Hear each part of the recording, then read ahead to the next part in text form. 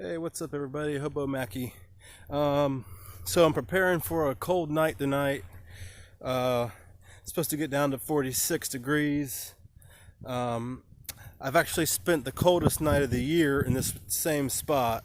It's not too far from my camp.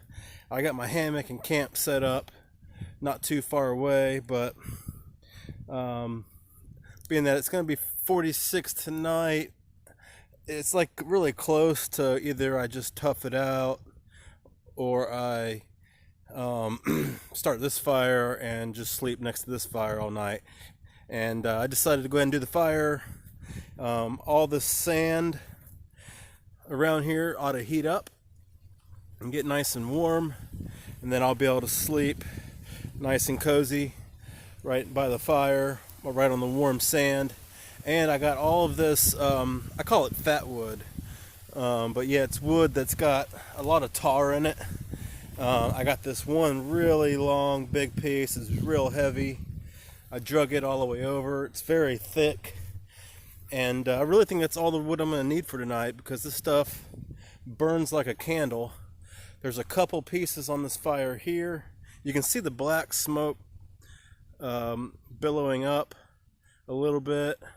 Also, the flames are actually pretty thick and orange. It's really hot. That stuff, like, I can take one log of it, and that'll just burn like that right there and not go out for quite a long time. That's not the biggest piece in the world, and it sometimes depends. Like, some of them have more tar than others, but you know, those are my. Those are my just getting my smaller pieces. These are not that big, but this one I think you can see. It looks like it looks kind of oily and liquidy.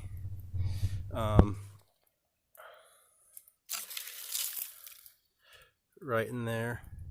So, you know, it's basically pine wood. It must have gone through a forest fire at some point, and then maybe the tar, like, because it's like this piece here. This is how I find it quite often. This one I can't knock over very easily, and so, but you know, sometimes I find it, and I can sometimes just pull it by the roots out of the ground, or sometimes it's just laying on the ground, and it's all over the place. There's like a little stump of it. I've kind of kicked that one. There it goes. So, you know, that's a decent little chunk right there. I'll just throw it over in the pile. There's actually some pretty nice woods in this area.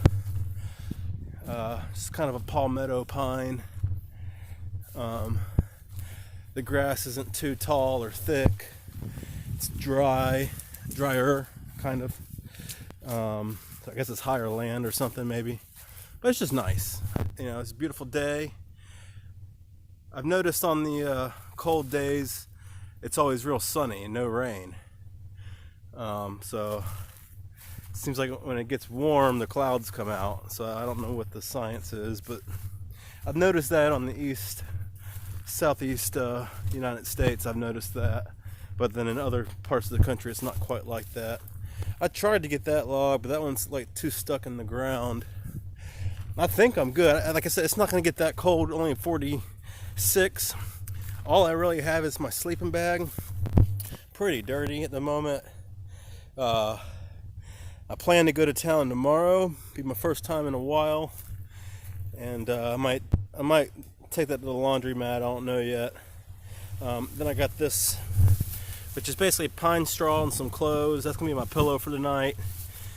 I've got my spare battery. Okay, I got both my spare batteries. I didn't know I brought both of them, but so I got two of my two spare batteries for my phone, and just one charging cable, and then the lighter I use to start the fire. And that's all that I brung over from my camp. My camp is that way. Not too far away.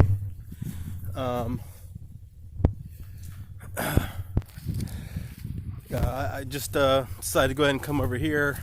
The bugs won't be out tonight, I don't think, because it's going to be too cold. So I don't think there's any need for a bug net.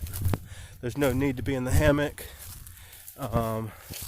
So I'm just gonna sleep by the fire tonight. It'll be nice and cozy and warm. If it was anything like last time, and last time it only got down to like 40. And so tonight's supposed to be like 46. And I just know that it's a little too cold for me.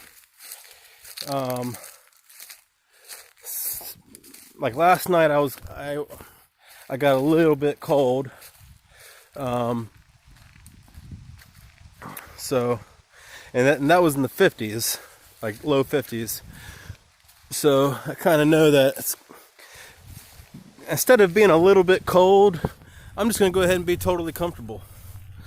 And right now I'm kind of walking over to the canal. Like my hands are probably pretty nasty. It rained yesterday, like kind of all day.